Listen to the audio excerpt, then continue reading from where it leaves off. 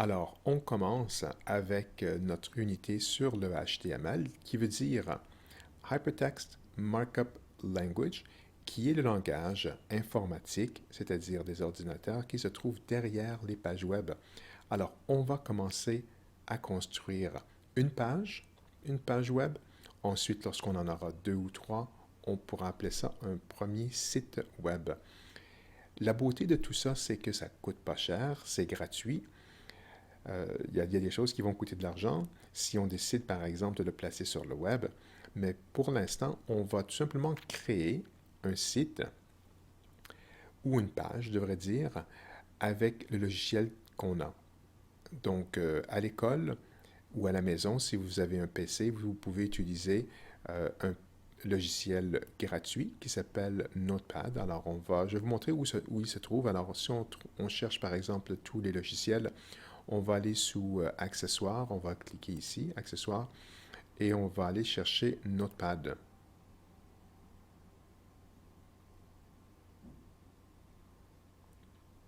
Alors, j'ai déjà préparé quelque chose pour que ça prenne un peu moins de temps, donc je vais insérer un texte. Et le texte ici, bonjour, ceci est ma première page web, ceci est un test. Je vous fais remarquer que l'on a trois lignes. Et c'est important parce que on va le tester sur Google Chrome, vous allez voir que ce qu'on pense écrire ici, c'est pas tout à fait la même chose. Enregistrons maintenant notre première page.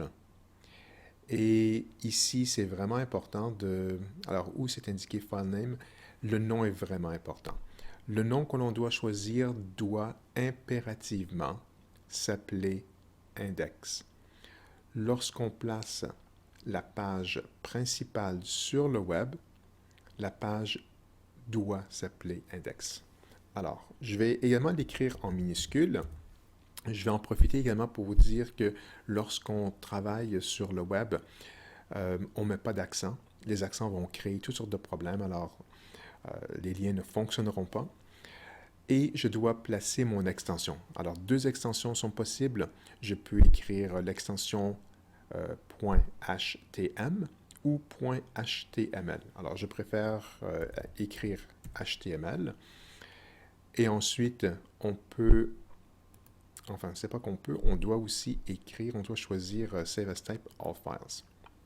Une fois qu'on a ça, je vais écrire. Alors, je vais enregistrer ce que j'ai fait.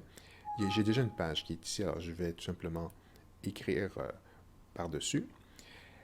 C'est une bonne idée maintenant de... Alors, on est sur le... Alors, l'idée que...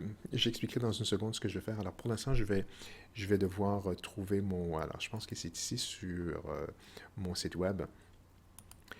Je vais ouvrir avec Google Chrome. Google Chrome est ici. J'ai besoin d'aller chercher le Notepad. Alors, je vais maintenant... ce que je suis en train de vous montrer, c'est comment on travaille lorsqu'on fait des pages web. C'est beaucoup mieux lorsqu'on a d'un côté, par exemple, à gauche, on a Notepad. Je vais écrire des choses et par la suite, à droite, dans un navigateur, ici, c'est Google Chrome, ça pourrait être autre chose. Je vais observer les changements que je vais faire. Alors, vous avez peut-être remarqué que dans Google Chrome, lorsque j'ai ici trois lignes, j'en ai seulement ici que sur une ligne. Alors, c'est normal, c'est parce qu'on n'a pas il n'y a absolument rien d'écrit ici. On a tout simplement écrit du texte, mais on ne lui a pas dit comment le formater. Alors ça, c'est tout à fait normal.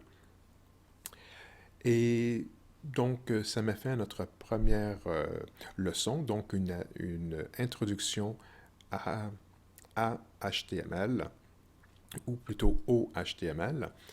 Et on continuera avec d'autres leçons on va inclure des images, on va inclure aussi des liens pour sauter d'une page à une autre et de sortir, c'est-à-dire aller cliquer et aller sur le web aussi.